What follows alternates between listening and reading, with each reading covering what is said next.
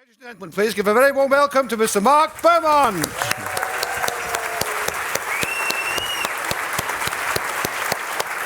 Evening, all.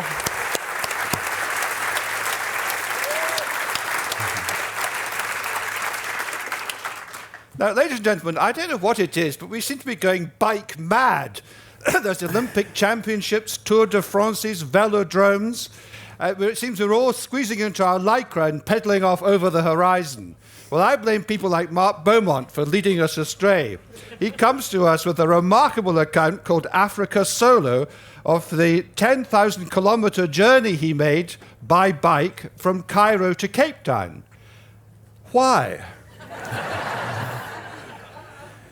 It's been a journey back to a bike. I think people know me for cycling around the world and things that happened nearly a decade ago now, believe it or not. And so I did all these early ventures around the world, top to bottom via the Americas. And then I went off and rode oceans and climbed mountains and went to the Arctic.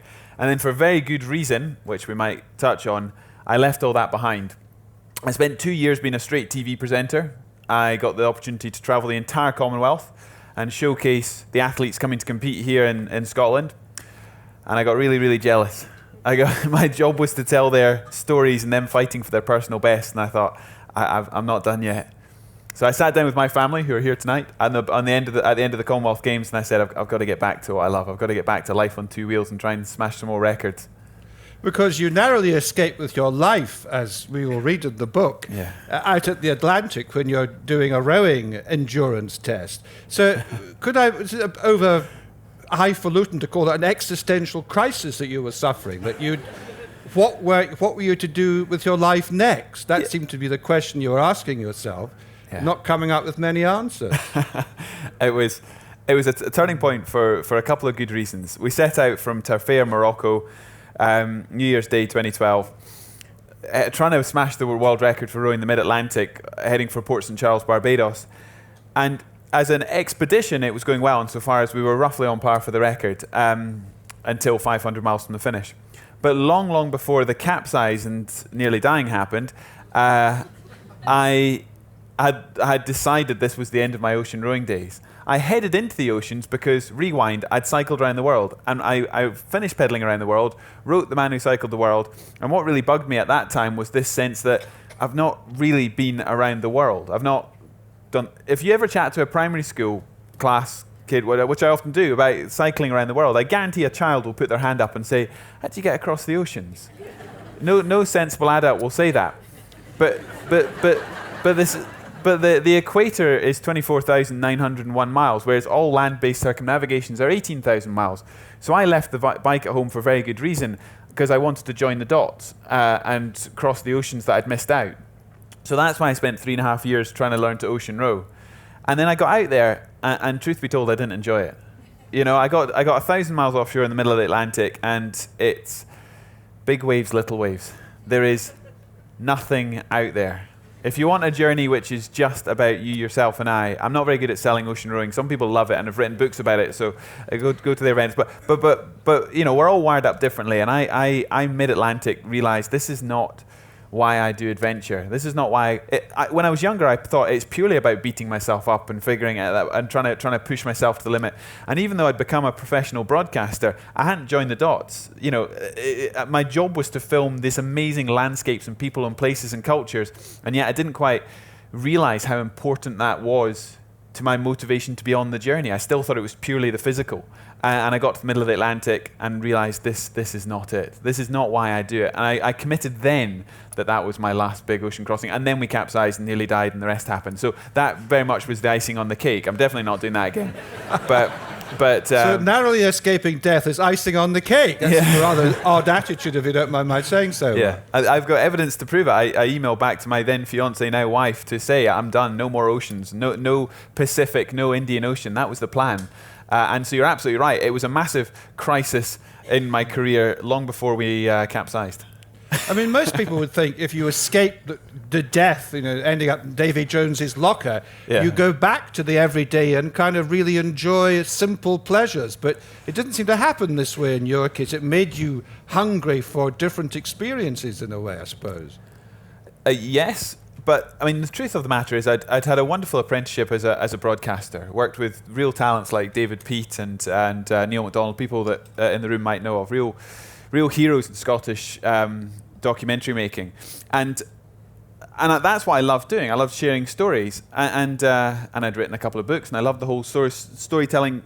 And so I thought, rather than telling my story and my team's, which I'd done for 7-8 years at that point, I thought I'll turn the cameras the other way and I'll tell other people's stories. So that's why I thought I'll just be a TV presenter. And I spent 2 years doing it, and my opportunity to travel around the Commonwealth was a real privilege. I got on 140 flights, went to 68 nations and territories, and was in a new country every 3 days for 9 months. I mean, it was staggering. It was an amazing journey. But as I say, the sum total of that was coming home, being a host in the athletes' village, loving, welcoming back all those athletes who had welcomed me into their homes and their training around the world. I absolutely loved that. A sort of a journey about Scotland around the Commonwealth, looking back. It was wonderful for all those reasons, but it just didn't put the fire in my belly.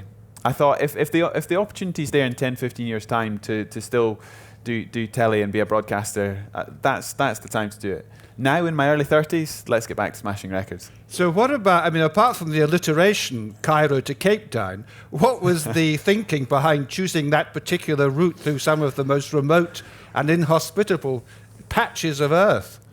Well, I mean, right from the start, I guess from the World Days, 2007, 2008, I've always considered the ultimate hat trick of endurance rides to be the circumnavigation, the Pan Americas, which is Alaska, Tierra del Fuego, and Cairo to Cape Town. We can argue all night about the great bike routes of the world, but I'm sure we can agree they pretty much crisscross the inhabited continents fairly well.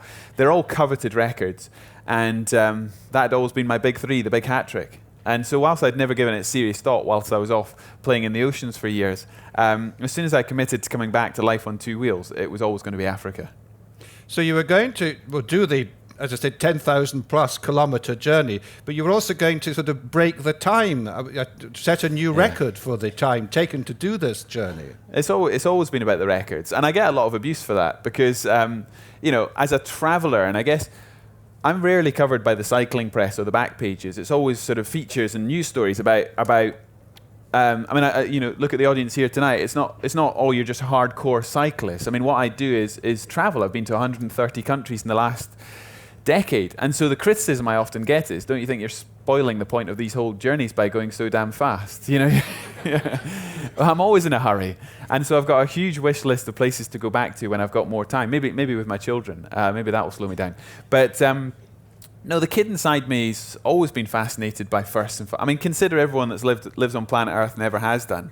That idea of doing it faster or doing something that's not been done before. That's always sparked my imagination more than anything else.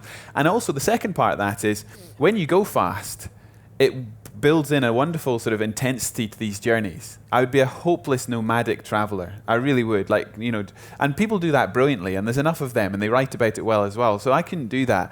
Being in a hurry puts me in a mindset where I need the friendship of strangers. I'm fascinated with the world around me, but I need those interactions and that. So it builds into it just a wonderful pace. You see the world like a slideshow, and for that I really enjoy it. And then the challenge is coming home and trying to find the words. Well, you've whetted our appetites, and you have a presentation to show us. So shall we get on with that, please? Certainly.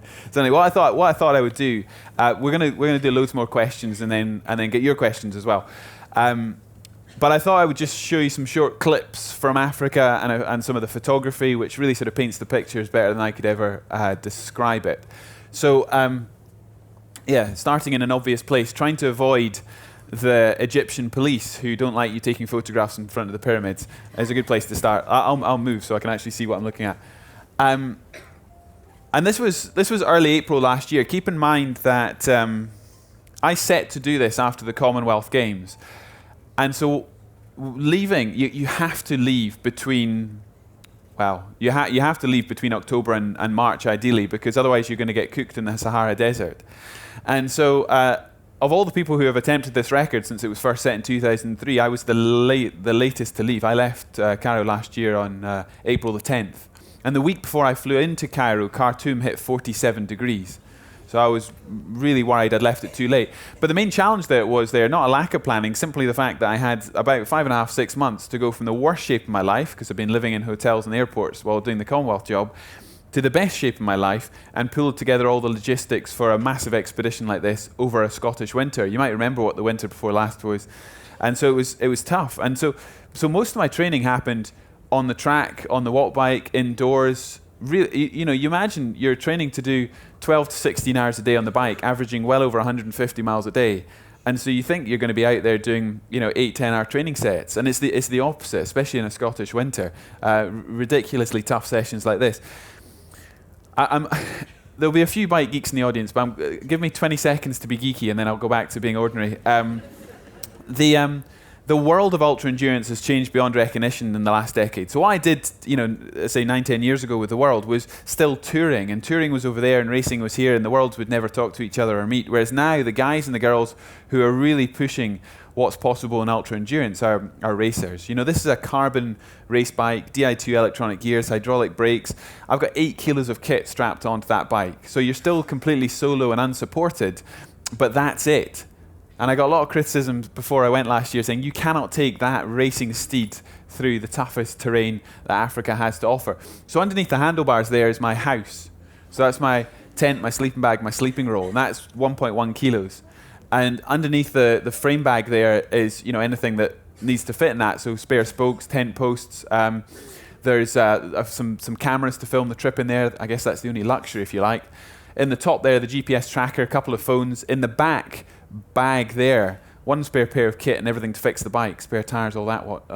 And you use every bit of space possible.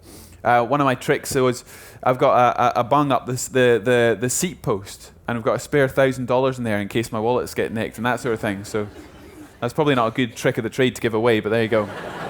Don't steal my bike. It doesn't have $1,000 in it.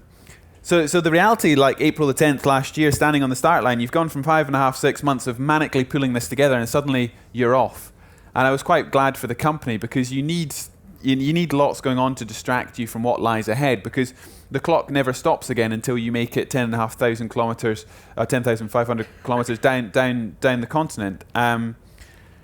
You could split Africa into sort of quite neat chapters. You've got Egypt, and the big worry there was just the bureaucracy of the police. We knew they'd be a real pain to get around. I mean, they're trying to look after you, but they make it pretty difficult. And then you've got the Sahara Desert, the heat of Sudan, and then quickly you rise into the Ethiopian highlands up to like 3,400 meters through the. I mean, that juxtaposition, going from the desert, the dry, the flat, to the mountains, the jungles in East Africa, and it's just staggering, the Blue Nile Gorge and all the rest. And then you drop down into the broken roads, the dirt roads of North Kenya before reaching the equator, and the rest is all the savannas and the big grasslands of the Commonwealth countries, Tanzania, Zambia, Botswana, South Africa. So you could sort of split it up quite neatly. This is a quick 20-second clip of the Sahara, and I quite like this because it sort of resets what people think Africa looks like. Okay, it looks like the Sahara, but in 2003, when this record was first set, it took 3.5 months because this was dirt roads.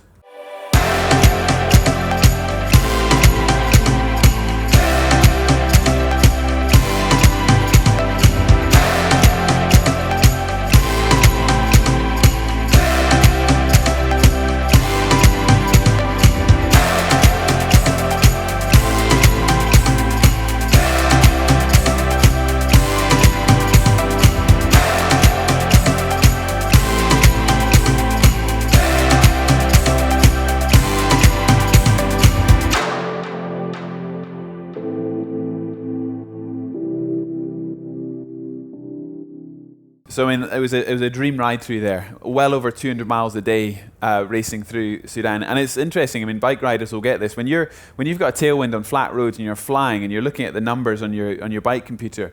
It's hard to ever imagine not being able to do that. If you're flying along at 25, 30 miles an hour and you're covering 200-mile days, you sit there doing multiples of what you're currently achieving and get incredibly excited. I mean, I was thinking at this point, we're going to go sub 40 days, we're going to fly.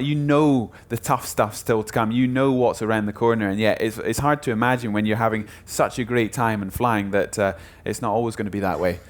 The change really happened south of Addis Ababa, south of the capital. Ethiopia in every way was tougher.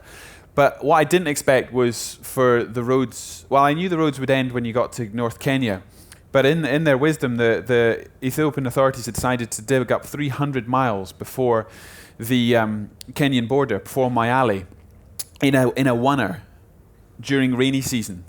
So what was on the Kenyan side, I knew would be proper dirt roads, compacted dirt roads, was construction roads on the Ethiopian side, which every afternoon when the heavens opened just turned into an absolute pig's field. I mean, it was just a mess.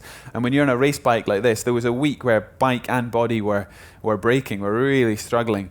I got water poisoning through there by probably drinking mud out of those water bottles, and I'm not going to describe what it's like having dysentery on the bike when you're riding 12 to 16 hours, but it's not fun.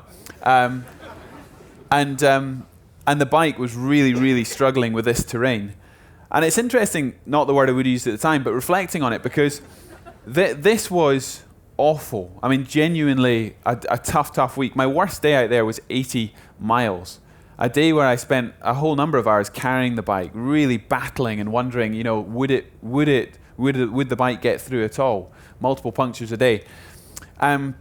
But if you ever look at any press coverage on Africa solo last year, all the stories are about the last three, which was Zambia, Botswana, South Africa, where I was averaging 220 miles a day. That final sprint finish into Cape Town, because big numbers make sort of good news stories. But if I was to tell you my greatest success, actually having ridden the length of Africa, was southern Ethiopia. The poorest days on paper, because those are the days when I wanted to give up. Genuinely, when the sun's shining and there's good tar and you've got all the food you could wish for, any elite rider could ride 200 plus miles a day. But riding when you've got food poisoning and the bike's breaking, you're having a tough time like this. That, in looking back, feels like the pivot point, the point where it's what I, amongst friends, describe as type 2 fun, the stuff that's miserable at the time, but you look back on quite fondly. You go, that was the good stuff. The days when you're flying along, and that's easy. Anyone can do that.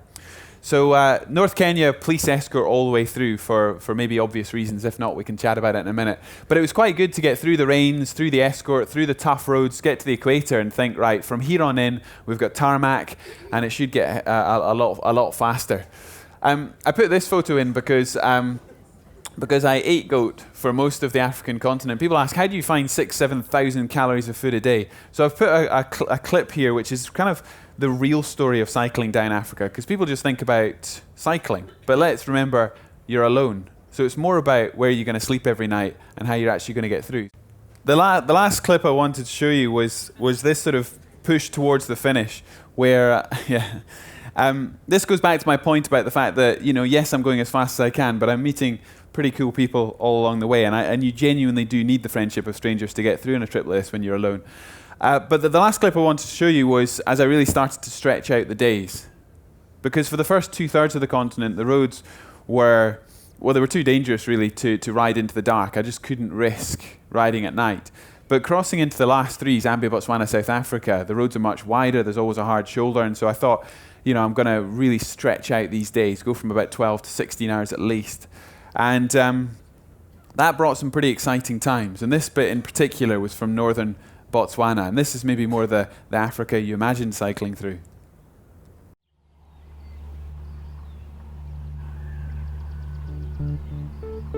I've got to get to the Botswanan border.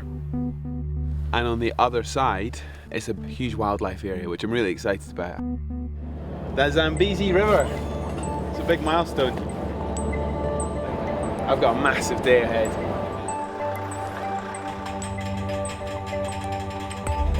I'm in Botswana. I've been looking forward to this stretch.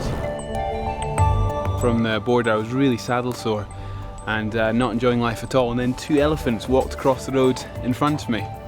And it's just amazing. It really lifted my spirits.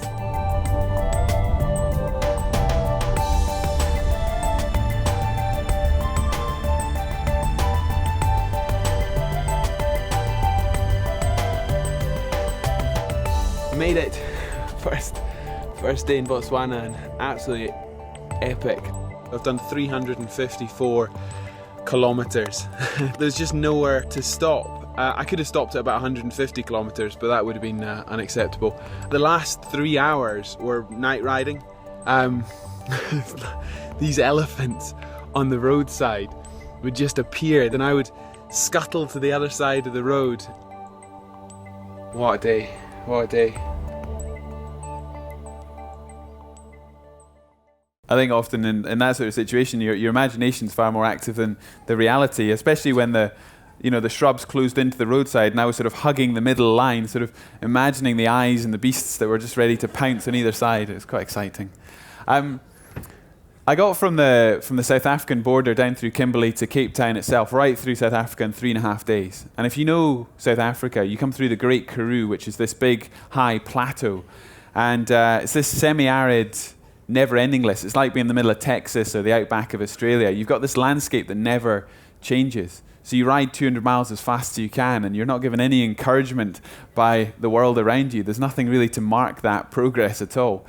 And then suddenly you drop down from that high plateau in through the West Cape, and you're into the wine region, and it's all very lush and beautiful with the mountains around you. And then you climb over the final pass into Cape Town itself. I was met on the outskirts by the police escort, the cars and the motorbikes, full entourage, red carpet treatment into the middle, a place called Muley Point, right on the Atlantic. And Friday afternoon, we brought Cape Town to a standstill. I'm sure I was the most hated man in Cape Town. But it was a very exciting finale. That photograph's taken about 3-4 miles from the finish.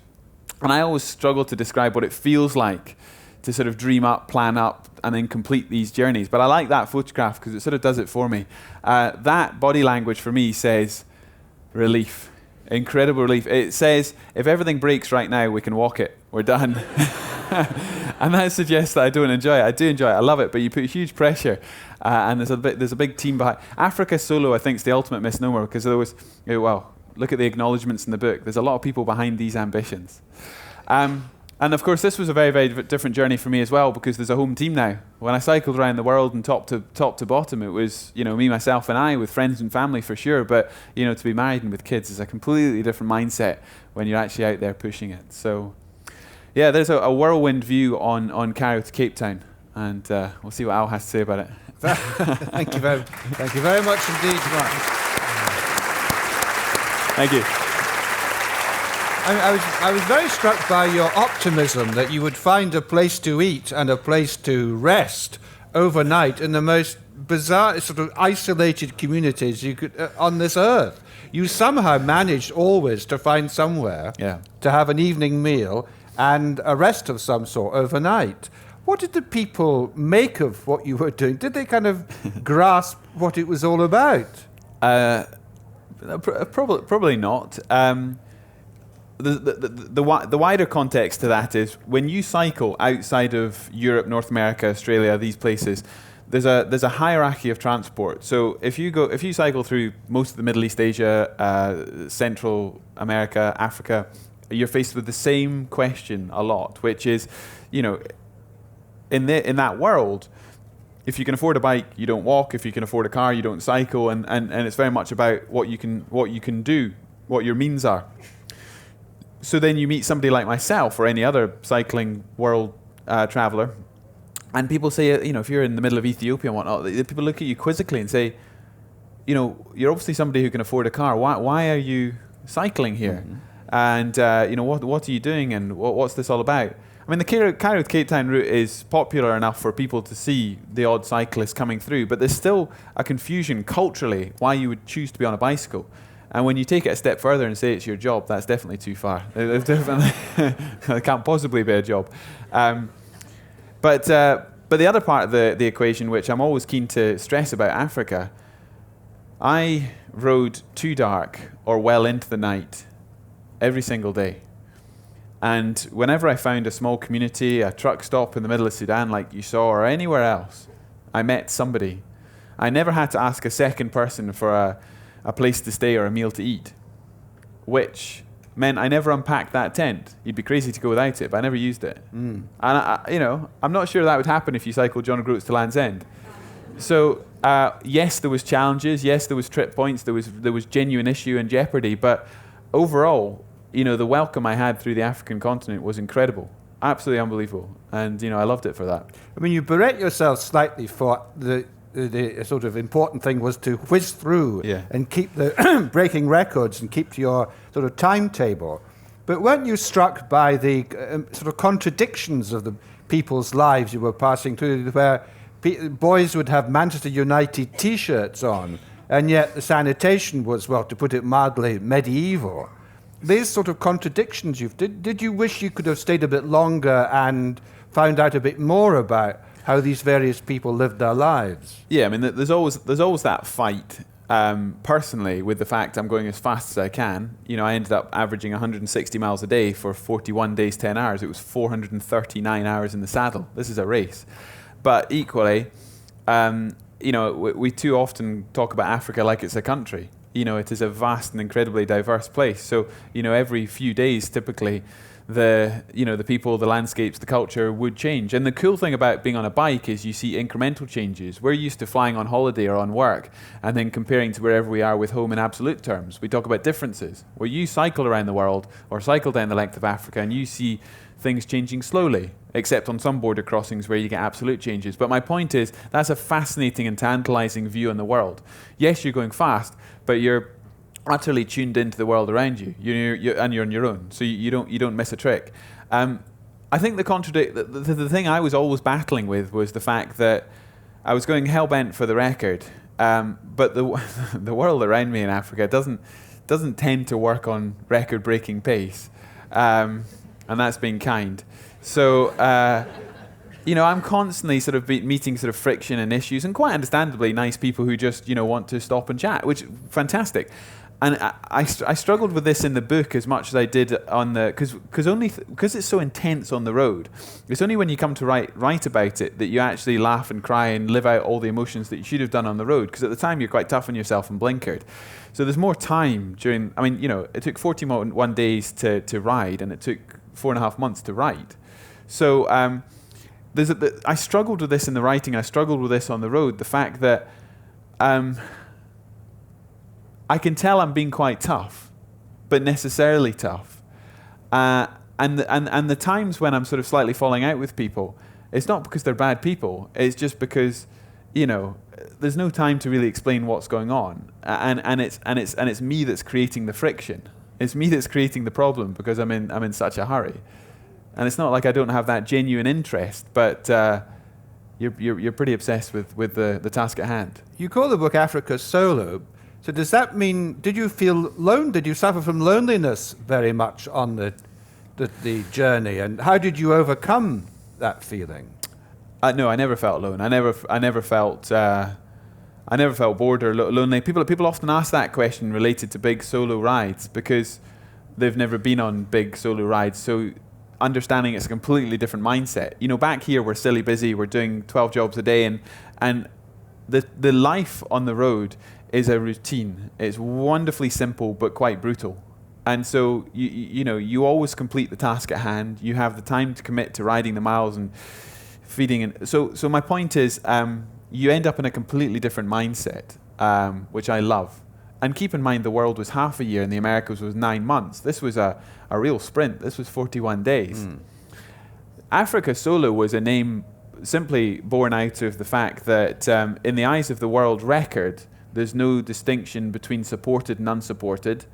And whilst Guinness World Records verify the difference between team and solo, in the media, it's often blurred. So records that are set by teams drafting each other's team time trials is often sort of confused with solo efforts.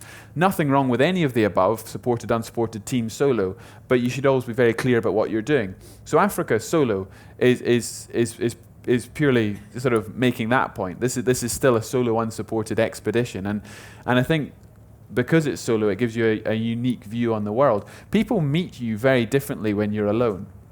You try and pedal into the middle of the Sahara Desert or some of these great expanses. Exactly. But it's fascinating how people receive you. When you had your low points, you talk about them in the book, but you managed to sort of recover from that. I mean, you must be a man of great grit and determination. What actually kept you going? What was your motivation? Was it the record? Was it the achievement, the journey? What was it kind of...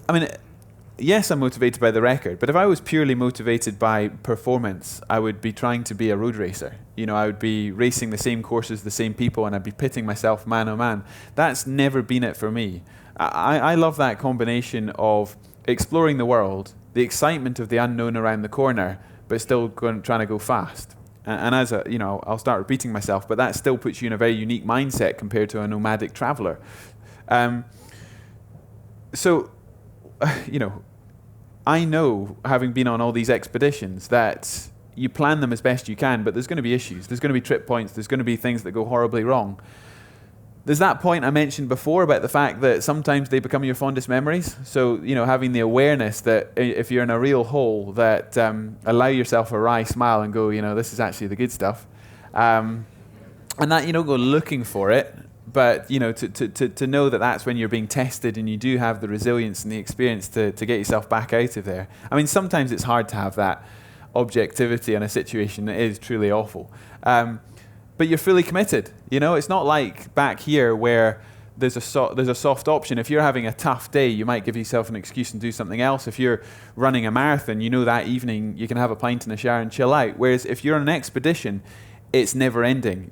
There's no point between Cairo and Cape Town that the clock stops. So it's this wonderful mission, and you're in the middle of it. You're fully committed, and there's never a thought of turning back or slowing down. And has it done the trick? Has it restored your interest, your appetite for life? Yeah, the dangerous part of it is that you always sort of see that, complete that next big mission, and then of course the horizon moves beyond you. And that's within my comfort zone. I know what it takes to now do that. And so, it sort of excites you as to what... I mean, I'm 33, so as an endurance athlete, I should still be able to, keep pushing my ability. I'm definitely a better bike rider than I was when I went around the world or did the Americas. So that constantly excites me. But the other hat I wear is as a broadcaster, and I love sharing these stories in a meaningful way. And, so for me, it's a fine balance between find journeys that personally fascinate me, interest me, I want to take on, challenge me as an athlete, and I feel like I can sort of push myself to the next level, but also ones that, I genuinely think will engage an audience and they'll be interested in. And that's not being commercial about it at all. That's just simply because people often ask, would you do these things if you didn't have an audience for it? What I call this virtual peloton online that follows and is part of the journeys. And yeah, you'd probably go and do it once or twice, or I'd go on very different sorts of journeys with my families. But I love that. I don't think that makes me a ridiculous ego to say that I love sharing these journeys with global audiences. It's a big part of what I do. And so I think a lot of people go on global journeys to escape, whereas I sort of go on global journeys, to do the opposite, to immerse, to take people with me. And maybe that's where Africa Solo's the ultimate misleading title, because, I was as passionate as ever about sort of making this something that interested, inspired, educated. And in terms of Africa, we partnered a charity I'm a patron for, and I've helped sort of build, called Orchid Studio, which is a Scottish small charity. We support them in a big way through the Africa project, and they're actually building a medical centre in northern Zambia with the funds that we raised right now. It's happening right now. It's very exciting. But like them, I'm very keen to sort of show a different side of the coin in the African continent. And before I left last February, March, I was being asked by a lot of journalists, what about Ebola? What about terrorism? What about line attacks? And I was like, well, asking me about Ebola was like asking somebody in Edinburgh about what's happening in Moscow. It's a big continent, and I'm on the other side. And I'm not being flippant about the risks. There were risks, and I did have armed security through northern Kenya. But, I mean, in all seriousness, the big risks going through Africa were road traffic accidents and malaria, in terms of the stuff that was actually likely to go wrong. And as I've pointed out, the welcome I had was wonderful. There were some real issues, and don't get me wrong, there was some real nuisance and stuff was nicked, and, I was potentially some very dangerous situations. But I didn't go out with a hypothesis that I wanted to write about, but I did go out with an idea, because during the Commonwealth journey in the build-up to Glasgow 2014, I'd been through 18 Commonwealth countries and told their stories, met so many of them. I spent a couple of months there. But it's very different flying in, getting the red carpet treatment as a BBC journalist, to then go back and exploring the continent at the grassroots and seeing it from that level. So I was fascinated and interested in do that. And I was very, very pleasantly surprised about what I found, the welcome I had. Good. Well, it's high time we had some questions from our audience, so let's have the lights up, please, and the microphones ready to take your question. Hand up here in the second row. Hi, Mark. Thanks very much for sharing those stories and your trip there. I just wondered how easy it is for you to adjust back. You've alluded to the fact you've got a family, which I'm sure no doubt helps, but you've had all this preparation for an adventure, all the preparation, all the training, you do it, and then it ends. Mm-hmm. And I just wondered if there's is the fact that you share these journeys when you come back as part of the readjusting back to Mark Beaumont not cycling around the world? Yeah. Initially, I found that very difficult. When I first came back from the round the world, especially because the early expeditions were so long. I'm not doing the 9-month expeditions now because I've got family. That was the right time to do them, and I'm pushing myself harder than ever before. But a month and a half, 2 months is a long trip now. So after the world and the Americas, I found it very, very lonely coming back. Because, as I say, you've dreamt up this journey, you've lived it, and then there's a real sense of what now. And also in the early days, there wasn't really a thought that this was a career. It was just sort of journeys I was taking on. It was absolutely what I was passionate about doing, but I didn't have anything else going on. I'd come back from an expedition, and during which time you're absolutely engrossed in the process and the routine you're in, and then you come back and there's nothing. And so. Yeah, the first couple of times I found that difficult. It's amazing having family back home, but there's no way that they support me brilliantly, but there's no way they can really relate to what I do. So there's now nothing, really almost nothing, that joins this world to that. And I know for a fact I wasn't a particularly supportive husband when I was racing down Africa. You think before, I'll get off the bike every night and I'll FaceTime home and I'll be interested in what's happening. But the reality is, you phone up and you're told about, what happened at, work that day or with the kids, and you can't relate. You're in such a different place. There'd be 2-minute calls. Are you fine? Yes, good, fantastic, bye. See you in a month. And I couldn't. And then, of course, I arrived in Cape Town, and, for that final 3-4 days, I'd been pushing 16-hour days. I'd been sleeping 3.5-4 hours a night. I was going hell for leather. I arrived at the finish, got back to the hotel, and my wife said, "Can you change Harriet's nappy?" And I was just like... and it certainly wasn't the most difficult thing I'd done in those 41 days. But again, I just couldn't relate the two worlds. And... It is odd coming back, but wonderful, and it's great sharing these adventures with the family. Thank you. Now, so his hand up here in the second row. Hi, Mark. I'm interested as a cycler, although I'll probably average same as you did in a day in about 6 months. You've cycled for a long time. I mean, did you not do John O'Groats of Land's End when you were a teenager? Yeah. And you've been cycling for quite a while. How's your body faring in terms of kind of more like long-term injuries, like, carpal tunnel or RSI, things that cyclists usually get? It's interesting because I've done a bunch of testing recently to figure out exactly where I am in terms of being an endurance athlete, and you can see that for 20 years I've trained myself over silly big distances. Both in terms of my metabolism. I can fuel myself off fats all day. I don't. If you look at my lactic thresholds, I will sit at that sort of endurance band forever. But I don't have a top end anymore. I'm okay on the track, but I'll never compete with anyone half decent. Horses for courses. I've trained myself since I was a 12-year-old kid cycling across Scotland to do ultra endurance.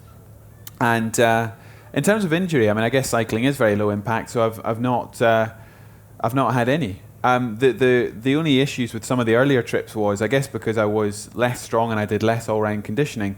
Like when I returned from the world, I was a wee bit shorter than when I left because my back had sort of S-shaped so badly.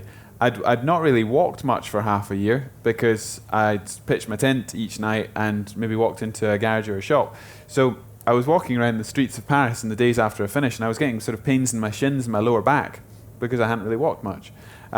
So I went through sort of hydrotherapy, physio, massage to sort of normalize my fitness back.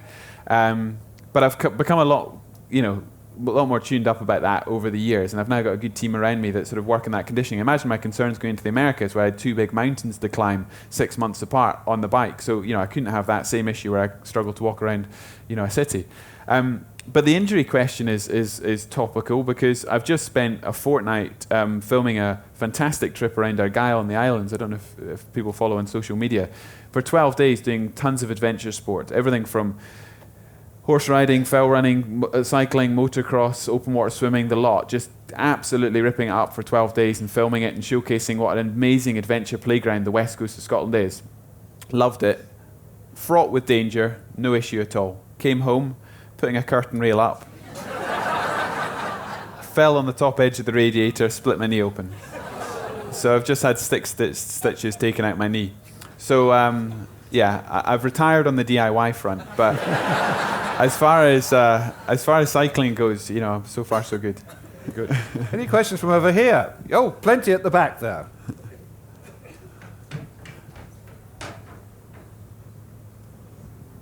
Hi there, Mark. Thanks for being here and you're telling us your story. I'm no detective, but you've talked a lot about it being solo. Yeah. In your kind of little pictures there, in your videos, Yeah. who was holding the camera? Yeah. The crew joined me for 5 locations for 2 or 3 days at a time. So I had them out the start for a day, and then I had them around Khartoum in the desert. You got the desert shots there, and then they picked up the journey down the line.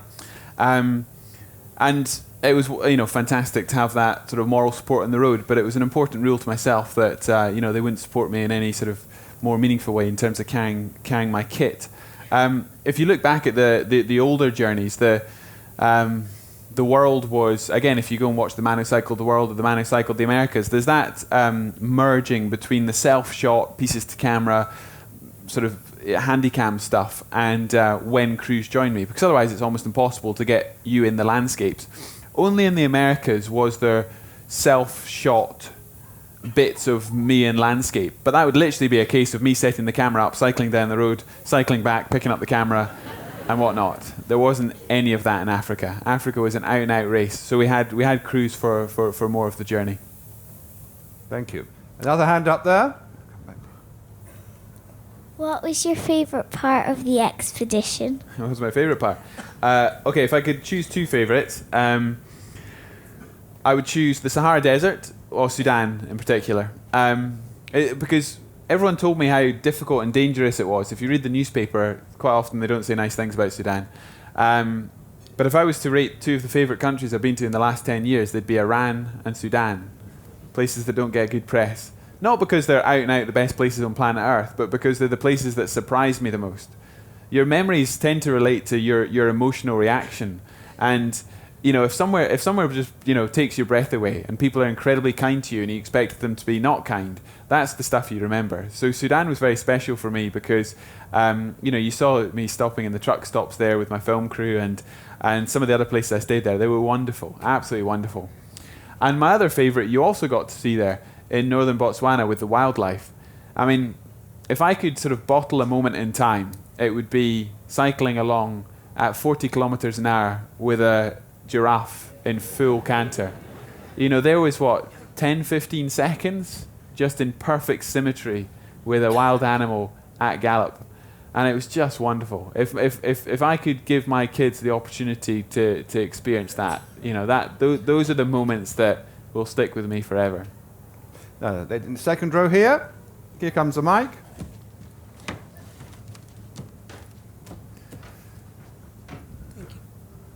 Hi, my name is Shona. Hiya. You have done so much and it's so wonderful. What do you think the next step for you is, and what would you like to do in the future? Big question. A big question that I can't properly answer. I've already slightly alluded to it. I mean, I'm back on 2 wheels. I'm now seeing Africa as a training ride for some future plans. I still do feel I'm improving as an endurance athlete, as a bike rider. I mean, you've got to hope that, don't you? I mean, I think there will come a time quite naturally, where you can't push these records to the same level. And I'd love to keep broadcasting and taking on other journeys, but I'm very much prioritizing what I'm physically able to do at this point. So I'm not climbing mountains, I'm not going through the Arctic, I'm not rowing oceans. So you can start to sort of whittle down what I'm up to. Good. Yeah, hand up there.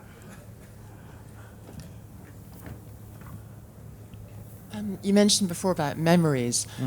Your books are full of incredible detail, like describing people's... incredible detail. You clearly didn't have time to be writing notes. No. How the hell do you... do you remember, or do you really have a great memory? It's funny, because my biggest fear on the back of these expeditions is not remembering. I love the writing process. It's hugely cathartic. It's amazing to... it's like an expedition. You set out and you go, how am I going to do this? And I remember when I first wrote my first book, just the prospect of 80 to 100,000 words is incredibly scary. And then you realize once you've written a couple of books, the real challenge is writing concisely. It's not about volume. It's actually about, you could write the same things 100 different ways and they'd all be factually correct, but they wouldn't actually capture the, as you say, the true emotion or the color or what it was. So that level of detail and you're writing a factual story, something which happened with real intensity, and so to then sit back in the comfort of home, with a nice coffee behind you and a warm bed that night, it's very hard to put yourself back in the hardship of the situation to capture it faithfully. And the other real challenge is the fact that these are essentially diaries, but I don't want to write them as diaries. They're chronological, absolutely, but you don't want somebody to get to page 5 and go, yeah, I can tell what page 10 is going to look like and page 20 is, you've got to, you can put different focuses on different parts of the book, even though you need to faithfully have a chronicle of what happened between Cairo, Cape Town, or Alaska, Tierra del Fuego, or whatnot. And in terms of the actual process, you're absolutely right. When I'm on the expedition, there's time to keep a detailed log. So I've got a lot of the facts in terms of the climate, the distances, the terrain, the weather, all that stuff is absolutely logged. There's a lot of the geeky facts in terms of the computers, but a lot of people feed back on my books, there's not nearly enough for the cyclist in there, because it's more about the travel than it is about, this is just a mode of transport for the... And then I've got a lot of photography and filming. So once you get into it, the books could be much, much bigger if I wrote everything that happened. So what you try and do is put different spotlights on different, as the journey goes on. In one part you might be talking more about the culture, the people, the places. In another part you might be talking more about what's going on in my head and the family back home, or the actual logistics of getting through the expedition. And I changed that balance based on what the big focus on the trip was at that time. And there's certain things which are consistent throughout an expedition, and you give them focus when you're going through a boring part of the expedition. And then the point where there is genuine, stuff in the moment, then you bring it back to that sharp focus.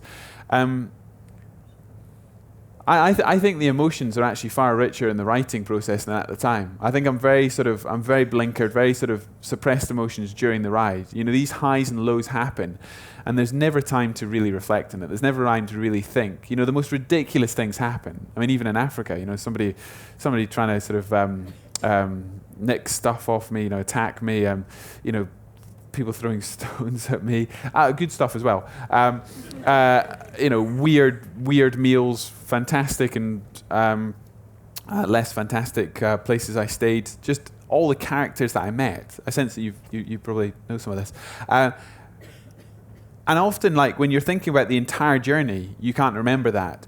But then you get back into a day and you've got the log, so you know roughly what it is, and then you fill it out with the photography and the footage.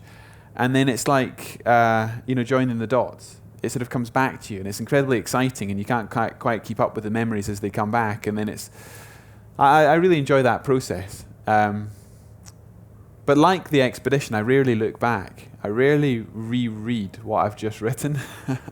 My poor mum does. I think she's read my book like 10 times before it's published, because she's the one that sort of proofs it, even before my editor sees it.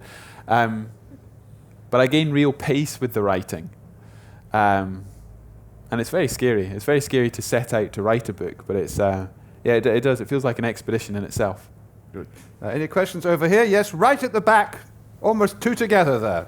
Where's the microphone? You'd like to keep the hand up, please.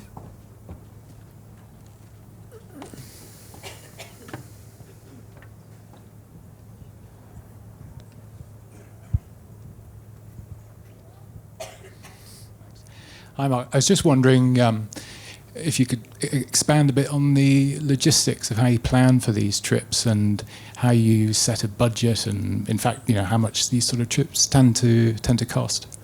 Sure. The Africa expedition cost about 80,000. So I don't know if that seems expensive or not. You could cycle down Africa for 8,000. You could cycle down Africa for 800 if you wanted. Africa is not an expensive place day on day to cycle through. If you're trying to do these things as big broadcast projects, they cost a lot. So the actual nuts and bolts of going on expeditions doesn't cost a lot. It never has done, unless you're rowing a boat through the Arctic. And that's another event. But the but it's once you try and sort of leverage these stories as sort of broadcast and other opportunities, that's where it costs a huge amount, a scary amount. Telly's expensive. Yeah, I mean, it's certainly not the most expensive expedition I've done. The process is an interesting one. There's always I've got an idea of what I wish to do next, and I've got a core team around me who understand my skill set and my comfort zone. But then everyone else who comes into each expedition, they're sort of buying in on trust and my track record that these things are even possible, because I'm normally trying to do something which is a leap forward or significantly different, should I say, from what's gone before. If you look at my track record, I've never tried to pip a record. I've never tried to do something similar to what somebody's done before. And so when you're doing something significantly, human nature, we look at what's gone before and we go, yeah, with a bit of confidence, I can do that a wee bit better. I can be a little bit better than last year or my competition. But when you try and do something very different, when you're really talking about that potential, then people struggle to understand that, be it sponsors or broadcasters or whatnot. They're buying in slightly on faith that what you claim is possible, and that's the tough bit, and it doesn't get much easier. It takes a long time to get the right people to sort of back these big ventures. And as I say, if it's about grassroots adventures and just going out there and doing that, I'm always just saying to people, do it. Just absolutely do it. If you want to do it professionally and sort of build a business around it, it's a lot more complicated. And there's no golden ticket. There's no golden key to try and get that support. It remains the only time on expeditions where I sit back and question why I'm doing it and whether it's worth it, because it's where you get all the rejection. When you're actually on the journey, you've got momentum, you're doing what you're passionate about, but it's the months and months of rejection. And even now, I go through months and months where I'm struggling to get anyone to buy into the dreams before you actually get to the start line. We were fundraising for Africa right up to the last weeks before we left. And I've now got an incredible network that I can go to, but it's still very difficult. So people email me every single day asking how to get their expeditions planned and funded.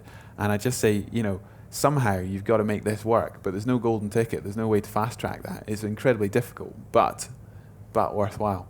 Now, I think there was also somebody at the end of the row there. No? Well, yes, is there a mic there?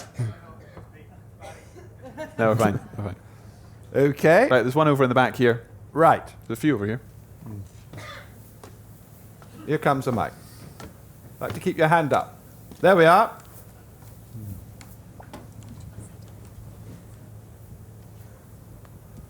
Hi, just thinking on a fairly sort of fun note, I mean, what you mentioning, say, when you got into the southern third of the continent, the beauty of the wildlife and things, but yeah. Did you have any particularly hairy wildlife encounters, like an elephant trying to sit on your tent or anything like that? Yeah. The wildlife, I'd say, was staggering when I could see it. I guess the sad or maybe obvious thing about the African continent, just like the Scottish Highlands, you actually need to go and look for it and be in the right places. It's not like for most of the 41 days I was constantly cycling past amazing wildlife. When I was in it, pedaling through those big reserves, it was incredibly real, and it was so exciting just to be peering into the long grasses and figuring out what was there. I mean, the amount of elephants in particular, and when, especially in that sort of half light going into the dark, these huge grey beasts on the roadside, you would just be sort of, I'd stop often and watch them from 100 meters, 200 meters away and wonder if they were going to move. And after a couple of minutes, if they weren't going to, I just thought, well, you've got to run the gauntlet. And that's when the track training comes in. You do your sprint intervals past them, and then look back and see if they're, and of course they're just lazily flapping their ears at you. Couldn't care less. But it's incredibly exciting, and wonderful for that. Going through the Great Karoo down through South Africa, there's lots of sort of antelope and deer and the animal that you might imagine in sort of the great grasslands in South Africa, but nothing that much more exciting. But I mean, for 41 days, I rode through pretty much every sunrise and sunset. And when you do that, that's pretty special. When you see the entirety of every day from the saddle of a bike, and you see the entire length of Africa. It's interesting because I probably got more press. I mean, I'd never really done much. I don't have a profile in South Africa really, and I got such a massive media reception in Cape Town and South Africa. Considering I took the record off of South Africa, and I thought that was very surprising. But more to the point, I felt like people in South Africa got it.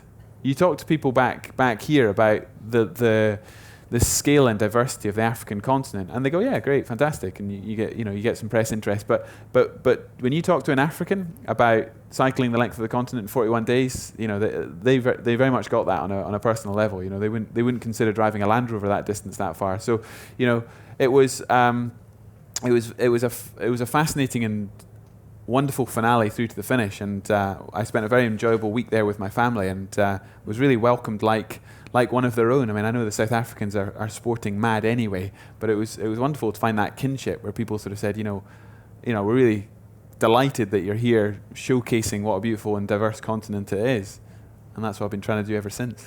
Time for one last question. Who wants to ask it? No, hand up, please. Yeah, front row here.